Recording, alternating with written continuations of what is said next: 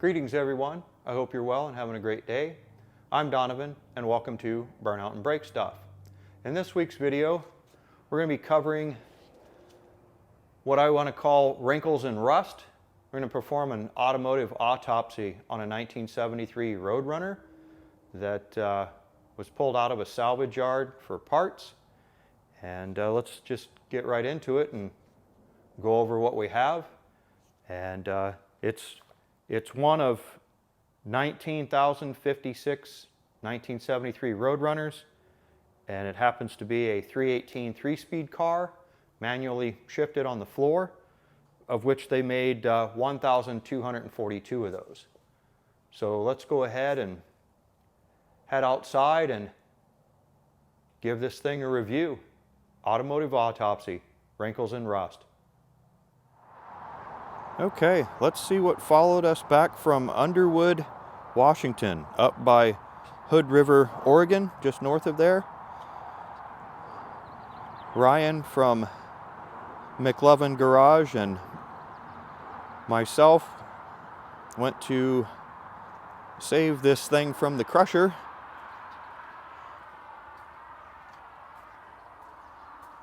And it was a fun rescue, if you will, and we'll do an automotive autopsy on it, take a look at the fender tag and see what options were available. I'll go through the interior and under the hood, the whole 9 yards, and just do a brief while it's on the trailer. We'll take a look underneath, but it only has 54,000 miles on it. Hard to believe, but the hood was still on it, which is amazing. It's been boosted pretty hard in the old tush tush. Ouch. Amazingly enough though, the taillights are still in it. I call this back here Mr. Sad Face. It looks like it has a sad face, poor thing, but it'll go on to help others. And it was an interesting rescue in the fact that someone had taken the U-bolts and brackets and the like off the passenger rear side of the axle. So that was floating in the air. We didn't recognize that, but luckily I believe that's a 6x6 that Ryan has for under his trailer jack, fit in there perfectly. It has a 321 open 8 1/4, and yeah, that leaf spring's seen some better days. It sat in the mud with no wheels on it. And the other thing that was interesting is the tie rod arrangement. This is one that I have here at home. No tie rod connecting this wheel here, so it just was flopping around in the wind. So it was interesting to get it on the trailer. It wasn't too bad with one of us on each side giving it some guidance. So I figured I'd try to use that A-body tie rod end on this B-body. See about getting it off the trailer, making that a little easier hopefully. So yeah, let's get it off the trailer, and from there we'll give it an update. So we give it the old finger snapping and have it on the ground. I wish it was that easy. All right. With our transportation device, i.e. the truck and trailer, out of the way, and our 1973 Roadrunner sitting on the autopsy table, we'll take a walk around and look at the overall condition and what's left of the car. And then we'll remove the hood, get into the fender tag, what kind of options the fender tag indicates the car had, as there's no broadcast sheet or very small remnants of a broadcast sheet under the driver's seat. So we can see here in the front, obviously no grille, no valance panel, no headlight doors, and we can see with the odd rusting or color difference here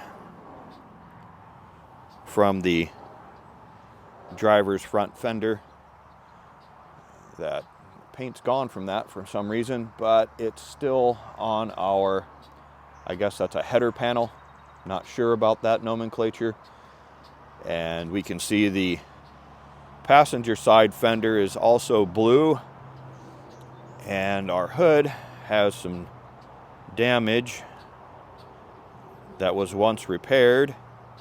This is a plastic body filler, and right here our header panel is also creased. You can see the little lines there where it's been bent up. And then going back here to the back of our fender as it transitions into the windshield area. It also has, you know, once upon a time body repairs done. And looking at this fender from inside, the wheelhouse, there's no undercoating in that fender to protect it from, you know, road debris splashing off the wheel tire there up into the, making a bunch of noise and possibly denting the panel. And also we can see here runs in the paint. Someone tried to paint the stripe back on the fender instead of a vinyl graphic, which no longer was available certain window of time. Our windshield is buckled or broken. The roof is buckled. This still appears to be a factory door with its factory paint, rust similar to the driver's side. It has the door edge moldings. Looking on the interior of the car, we can see overall the floor pan, as far as rust and the like is concerned, it's fairly decent. There are some small holes up there in the toe board area, and there's a slight amount of damage in the floor, but it does have sections here where this is the front half, obviously, and then there's like a filler piece between the rear of the car and the passenger's footwell there.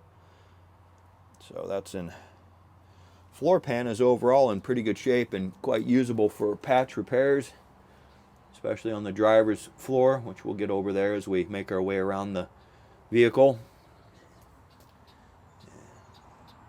Still amazing to me, the wood grain is, the instrument cluster as well is left in here, in the Roadrunner decal. The strike is broken from the dash there. That's why the glove box doesn't stay shut. I'll go ahead and close up our door here. Trim panels, all that stuff is no good as far as the trim panels are concerned, but it does still have those parts on there. Still has the original door glass left in it. We'll make our way around to the back side of the car, or we can see it's pretty hammered. And inside the wheelhouse, you can see how our frame rail buckled, acting as a crush zone. 8 1/4 in there. And we'll move around to the back of the car. Yeah, Kat wants to see what I'm doing. She's generally curious about what's going on, what I'm up to, whether I'm okay, and then she wants rubbing. So our bumper here's, you can see the impact point. And we look into our trunk floor, you can see it's nicely damaged. Looking down in the same area from the rear, moving forward and looking at the prop shaft or drive shaft, the tunnel there, it's pretty pretty bent up. We can follow the center of the trunk floor back with those 3 lines and line it up on that drive shaft tunnel, and definitely tell it's tweaked. Up here in the Dutchman panel package shelf area, all the spot welds are just ripped out of it, gone. Same to this side where our trunk hinge mounting bracket would be located, ripped from the car. So that's from the back side. I'll move around here to the driver's side and take a look. That quarter panel's buckled up, hammered pretty hard. Drop down into our wheelhouse area. We can see this rear frame rail is also crunched, acting as a crumple zone.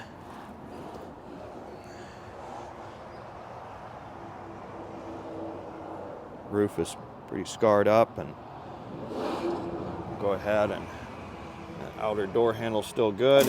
And just slip this open. There's our vehicle identification decal on the inside of the driver's door. The trim panel is not usable. This is surprisingly not ripped, but yep, door glass still good. We'll sneak down in here and beep beep. There's our instrument panels in decent shape, showing 54,117.5 miles. Yep. Whoever was removing the AM radio didn't damage the bezel there for an aftermarket radio. And here's our manual transmission hump there. And our floor pan's in decent shape. No complaints about that. Toe board's decent all around. Clutch and brake pedal are missing. There's our switch for the rear window defroster option.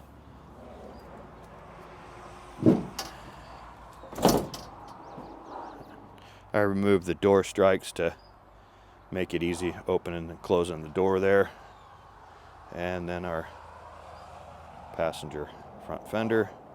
Let's take a look behind the car now with the piles of parts that I've removed from the interior.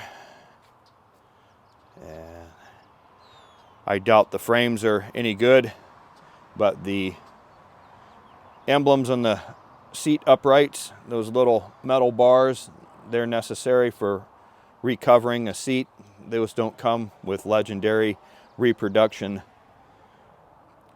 seat covers. And we still have our headrests and the little trim pieces that go with them.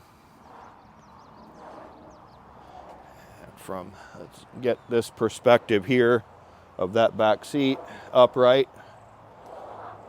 You can see how that's really pushed forward from the package shelf. Rear window glass explosion. I would not have wanted to been a passenger in this car when it was hit. No thanks. So some of the things that seat belts, hood hinges appear to be straight and potentially still usable. There's our rear sway bar and our front disc calipers.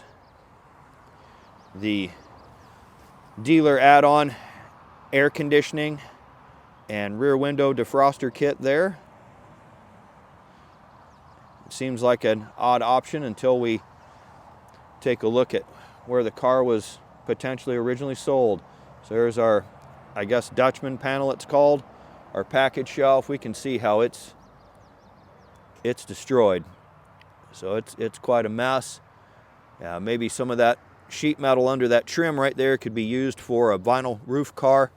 And the vinyl roof cars rot out around the rear window and require a bunch of replacement sheet metal there. And right down in here on the trailing edge of our deck lid, if we squint real hard, we can see that says Fred Drake, Chrysler Plymouth. And Ryan did some sleuthing and found out that Fred Drake was a Chrysler Plymouth dealer in Pensacola, Florida. So that would explain the dealer add-on air conditioning. And we can see how folded up, ruined the deck lid. It's, seen better days. And then our miscellaneous drums and bent up sheet metal. So let's move back to the front of the car. Let's move back to the front of the car and we'll remove the hood. And from removing the hood, we'll go ahead and take a look at our fender tag, see what options are on the fender tag, and let's see what kind of damage is done inside the engine compartment, and let's see what kind of parts are under the hood. Okay, look at that. Wow, that's a pretty that's a pretty twisted automobile. It's been hammered pretty hard. We're going to continue with our automotive autopsy here with this 1973 Roadrunner. I just jacked the car up and placed the stands under the suspension, the lower control arms. I put it as high as I could do with the jack and just placed the stands under there. If you look at that, it's a mess. All right, so the hood, as we can see, has been removed, and it is in the hands of a new caretaker. And I have the fender tag here removed. Since I'm no expert on all the codes, I write them down on a book, and I use Galen Govier's white books to go over these things. So like I will iterate again, the hood has been removed. It's on with the new caretaker. Let's take a look at what we have here with our fender tag. Our codes here are E44, which is the 170 horsepower 318 two-barrel, which is different for a Roadrunner as opposed to a standard 318 being 150 horse rated in this day. And we can see that engine has been deleted. Next up is our code D13, which is a floor-shifted 3-speed manual transmission. And we can see that is also long since gone. Okay, let's look at our next group of numbers on our lower portion of the fender tag. RM21, R, which is a Plymouth Satellite, M being a medium price code, what do I want to say? Anyway, medium means Roadrunner. 21 means two-door coupe.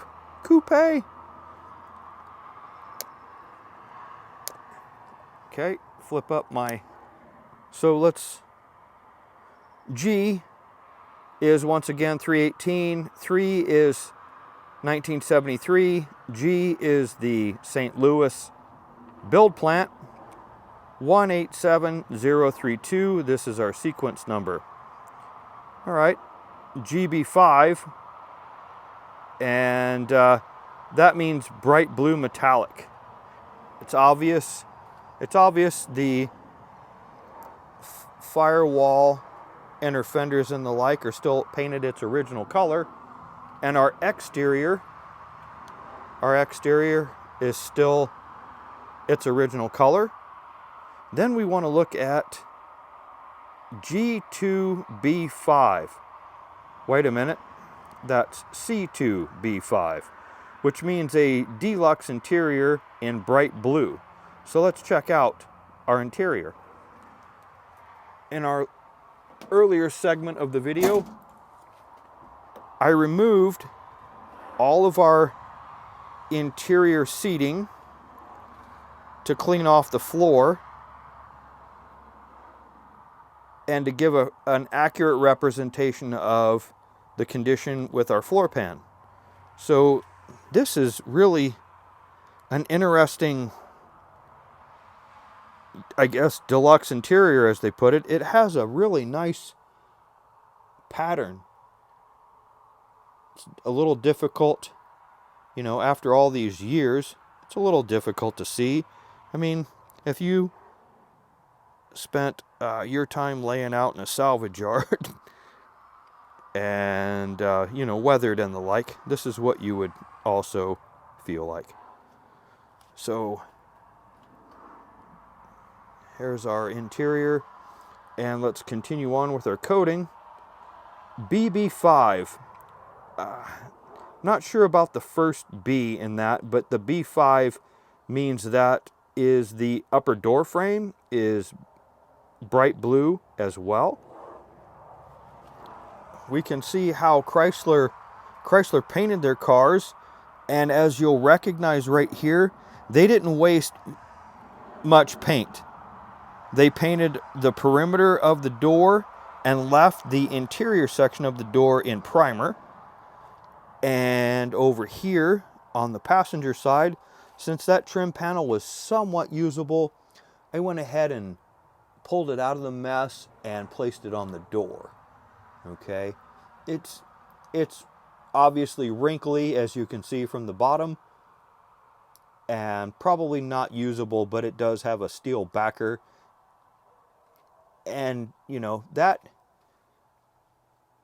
interior vinyl cover may be able to be reused on some, you know, with a new fiber backer board and the metal backer, you may be able to reuse that. I don't know.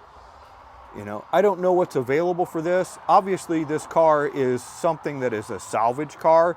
It's not, you know, given its condition, it's not something you're going to perform a restoration with, especially since it's, you know, not a Hemi car,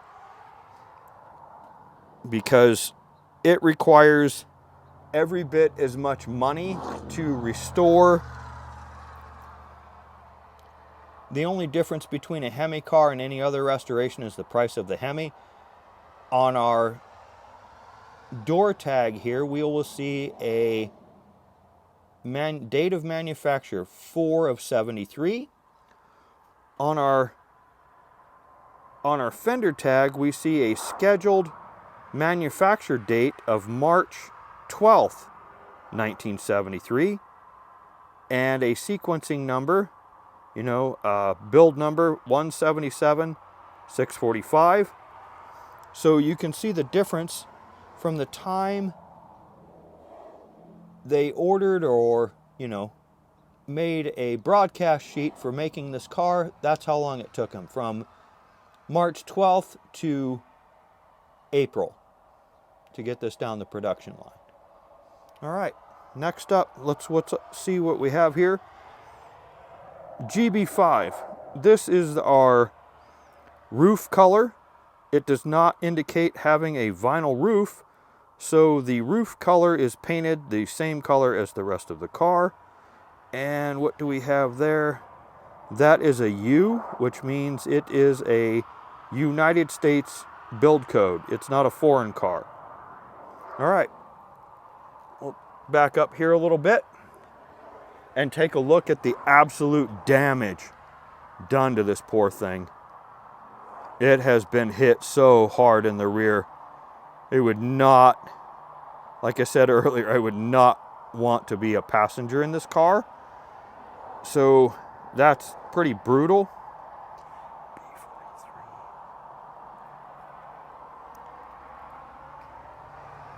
And we can look at how folded. Just look at the rear seat and how bent. And I hope there were no passengers in the rear seat in this automobile when it was hit, because it just demolished the deck lid, ripped the Dutchman panel out of it, tore the package shelf out of it, shattered the rear window, the backlight, and folded the seat into that mess. So we'll pan around here and look at our rear seat. You know, obviously our seat frames are garbage. And what we're gonna take away from our seat frames are these little medallions that are usable again for someone else. Legendary does not provide those medallions on their interior replacement seat covers. So let's close up our door here. And let's look at our next code, B43. B43, B meaning brakes, generally speaking, is a manual disc brake front with drum rear. And we can see right here, no power brake booster, right? No power brake booster, just our master cylinder. Down below, we'll take a look. We can see we have disc brakes up front. And we'll move to the rear, and we'll see what's left of this. We'll see what's left of the shoe in the rear, which is nothing. There is the slightest film of friction material here. Let's pan around to the other side. Oh, I don't know why this thing wants to lose the vehicle. Interesting, that's fine. So let's keep going. Over on this side, the drum was left on this side. It was what really hampered us from getting it out of the salvage yard, was removing this drum. Hello, kitty cat. Yeah, you want to take a look? Yeah, exactly. So we were able to finally get that drum removed by beating the life out of it. Even after removing the nails, and we weren't willing to lay underneath the car because we didn't have proper support to lay under the car.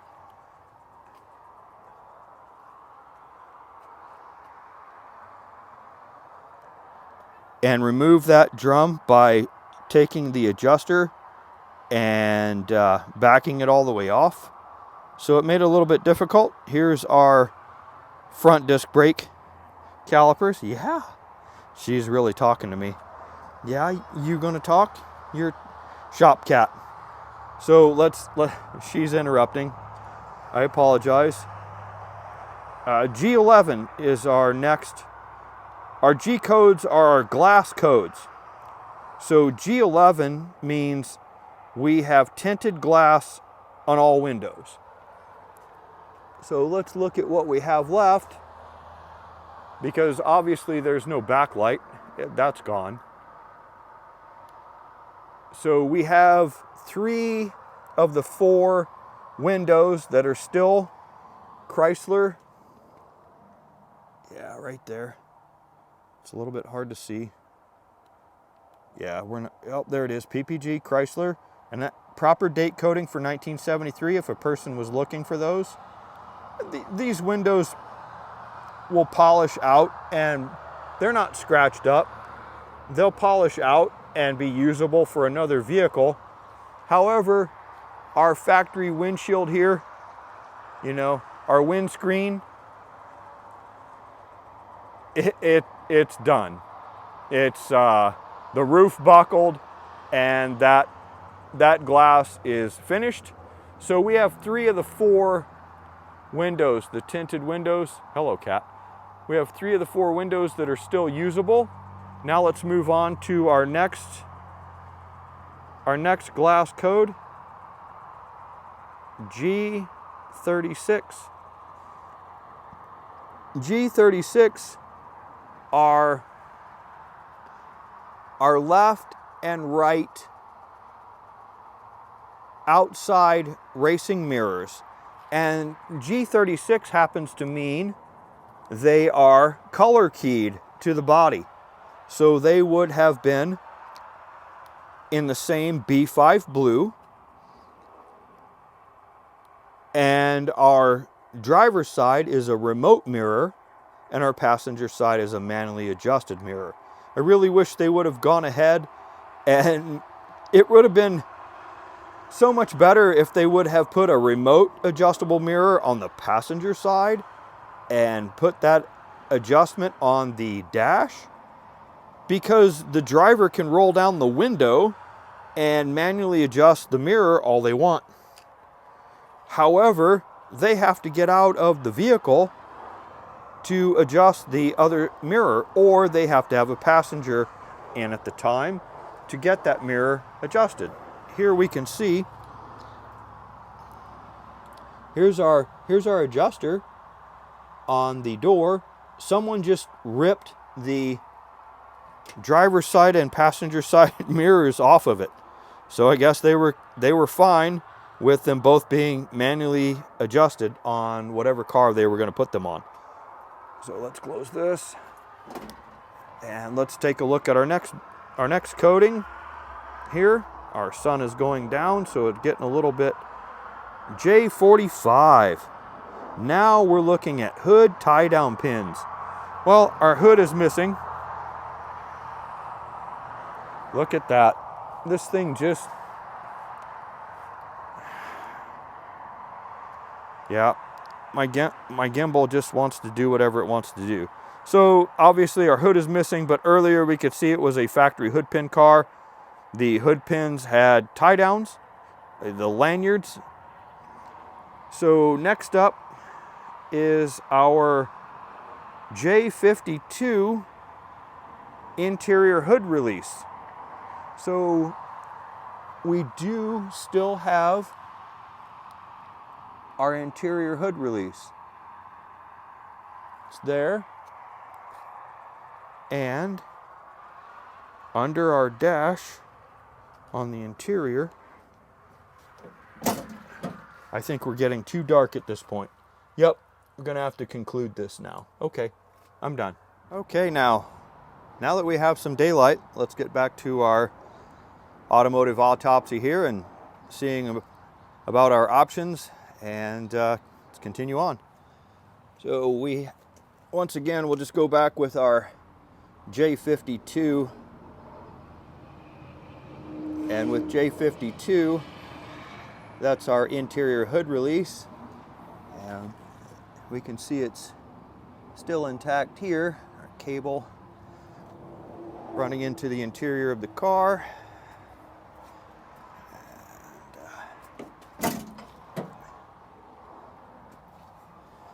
There's our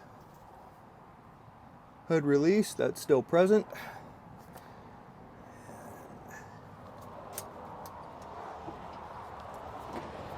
Then next up, our N41 dual exhaust and N42 bright exhaust tips. Let's see there. So we'll move to the exterior of the vehicle, and we can see those have been deleted. I find it interesting as well that with a car that only has 54,000 miles on it, those are not the factory exhaust tip hangers there for a dual exhaust system. And the the exhaust system on the car was apparently rotted off in 54,000 miles time, because there's nothing about, I mean, there's nothing left of what the factory would have used other than that bracket up there that's mounted to the floor with the 4 fasteners. And we move around to here, and we can definitely see that's not factory hangers. So it's interesting, the exhaust system was junk in 54,000 miles. So here we go. Next up, we'll move to the interior of the car. R11. R11 is an AM radio. Let's have a look-see here. Slide into the seat. And here's our Rally instrument cluster. And fortunately for the, future parts users here, they didn't hack up the bezel for an aftermarket radio or stereo system, which is great. Happy to see it still has, its wood grain, simulated wood grain panels there, and the Roadrunner emblem. And then finally, we have our V8W, V being a vinyl graphic, 8 is the sports roof strobe and body stripe, and W indicating white, and the V9W would be the performance hood treatment in white, that stripe. So with a 318 car, there'd be no engine call out on that. It would just be a stripe going around the power bulge hood. So that concludes what's on our fender tag. There's a couple of things not listed, which most likely for Roadrunners, the M26 wheel lip moldings. This one's still in fairly decent shape. And on the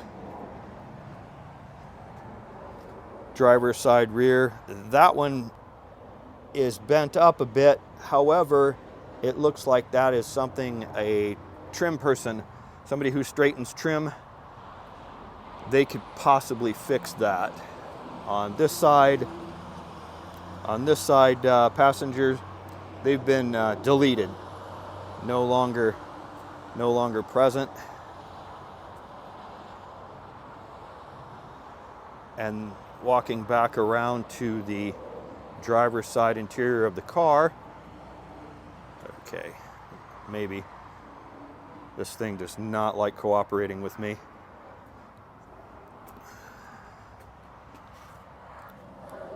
On the interior here, this is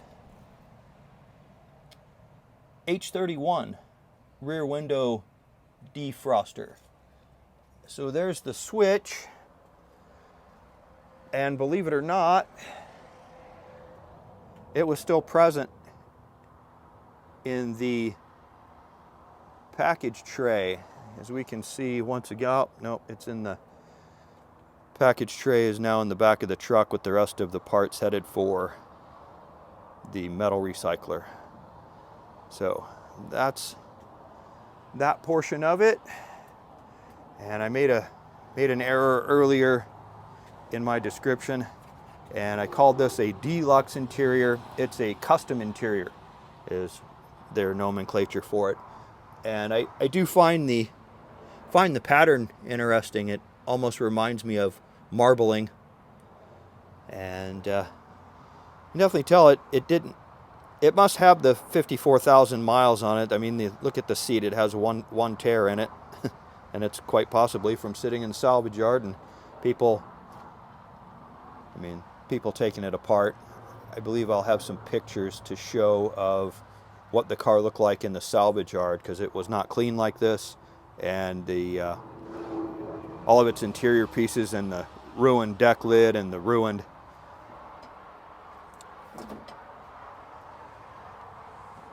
Dutchman panel and that type of thing, package shelf.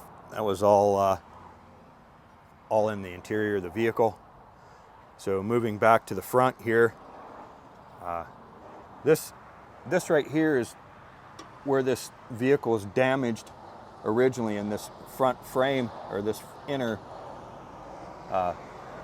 wheelhouse was bent, and that's why this panel here was replaced, and that fender was replaced, and they did a horrible job of paintwork on it because the black primer is still visible as if there was no paint there. So that's kind of interesting. And so moving on to, you know, potential usable parts, there's a lot of small things here and there that are still usable. The heater box is still in it, blower motor. You know, there's a two-speed wiper motor still present. Even with the front end damage, I believe the K-member would still be usable, especially since it's isolated from the body with rubber insulators. Our manual steering sector and steering column obviously still present there. I find the swedged on factory battery cable is still present. It's not usable, but it's still present. Portion of the battery hold down. Obviously our windshield wiper reservoir is still present. Most likely, you know, it's pretty much, well, the bottom half of it's pretty decent. The top of it's pretty dry rotted and flaking apart. And then moving down here, we can see our front sway bar still present. Lots of usable parts. All of these interior pieces for the headlights, it's all removable from the fender, so they can be reused. I believe the front bumper, even though it's damaged, it has a slight bend here. I don't know if people still straighten bumpers, but that one's still usable, as far as if there's somebody out there that knows how to straighten bumpers still. All of the front disc brake parts and the control arms and the like are still here. I would not be surprised if these rotors could be put in a media cabinet, cleaned up, and then trued up on a lathe. So there's still lots of usable parts here, and part of the reasons why I bought it was the 73 Roadrunner that I have is rust rotted really bad right in these corners. And I don't know if the quarter panels were the same from 71 to 74 on Roadrunners or not. But if a person doesn't have usable sheet metal, that might still be able to work for patch panel stuff. So, like I said earlier in the video, I like the door edge molding is there. And just a shot of the interior side of it, from the passenger side, I should say. So there's still plenty of usable parts here, and I'll go ahead and start removing the things that I need to remove from it. I want to go ahead and remove the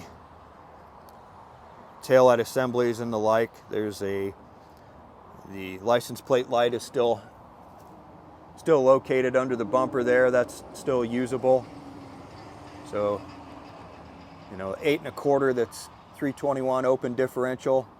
That's usable parts as well.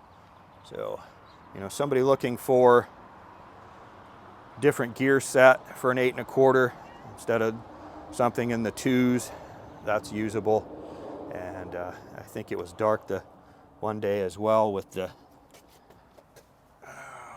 brake liner. And there is just, I mean, like 3 thousandths of shoe material and friction material left there. It's funny to me. So yeah, also the rear sway bar, all the brackets are still there. I have them here in the trunk, and all that stuff can go with it. And so that'll conclude our autopsy video here, and I'll go ahead and get the parts I need from it and get it on to the next caretaker. Or we'll have a video where I disassemble this thing spot weld by spot weld and sell the parts that way. With our Roadrunner returned to the earth on some worn out rollers, we're going to conclude our video here and get this thing ready for sale. Put it up on Craigslist, Marketplace, wherever, and move it on to the next caretaker. Otherwise, like I said earlier, just go ahead and finish parting it out. So at least with some rollers on it, it's easy enough to make its way up onto a trailer and move on to the next project here. So this will conclude our video, and I hope that everyone has a great day, because that's what's most important about any of this, is finding yourself some fun and keeping the fun going as long as possible. All right, everyone, have a great day. Thanks a lot for tuning in. I'm out.